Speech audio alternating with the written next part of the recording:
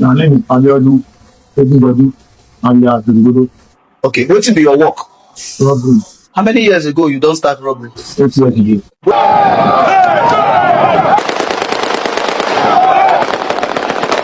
What if the person next door seemed normal, yet ran a decade-long robbery empire?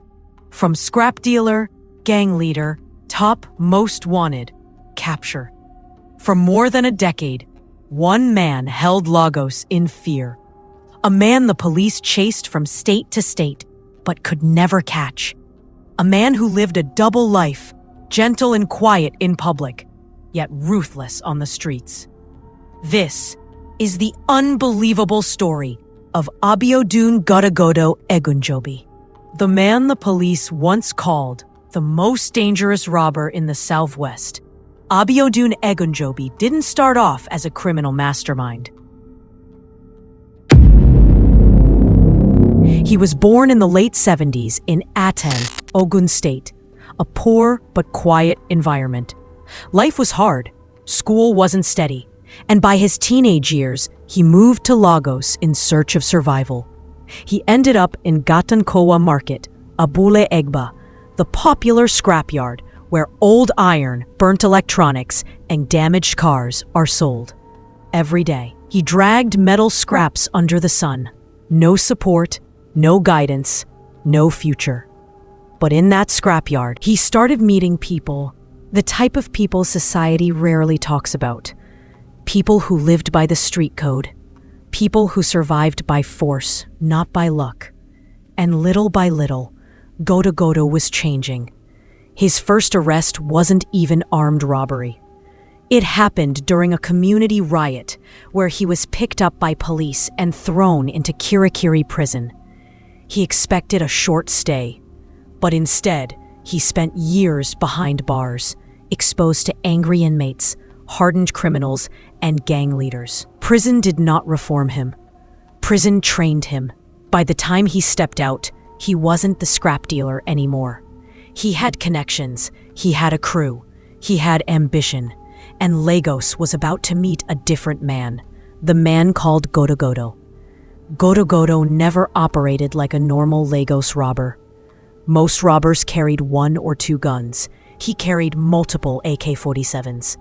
Most gangs attacked at night.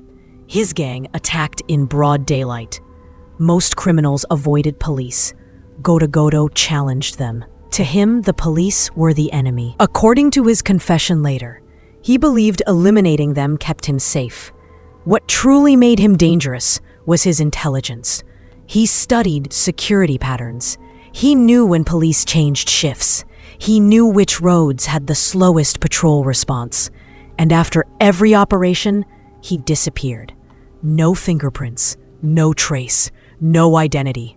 This was why the police started calling him the Ghost of Lagos.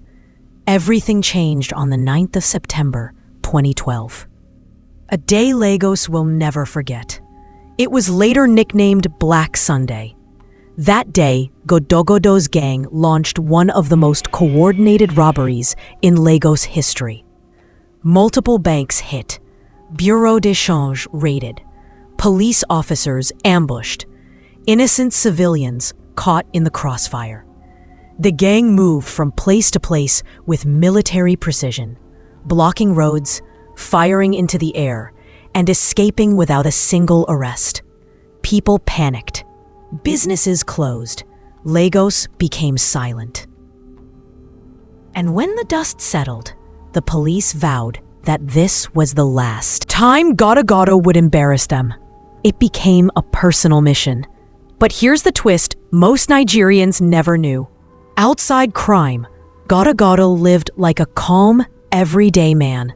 He owned a fish farm, a few plots of land, a house in Ibadan, and small businesses run under fake names.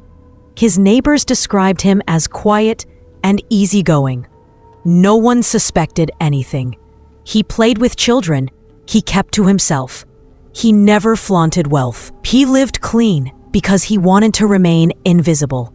But police intelligence was closing in. For over a decade, he slipped through their fingers.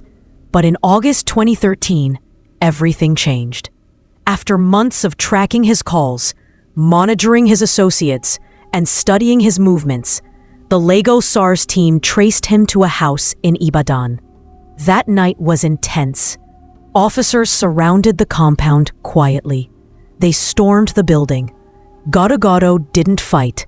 He didn't run. He simply raised his hands, defeated. The most feared robber in the Southwest was arrested without a single gunshot. It was the end of an era. During interrogation, he shocked investigators by admitting, "I didn't start robbery. I only perfected it." He explained how prison hardened him, how he built his gang, and why he hated police. But the biggest shock?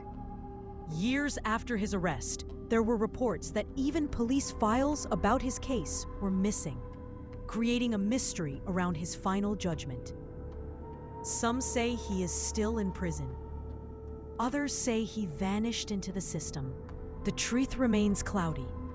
But watch him narrates his ordeal when he got arrested.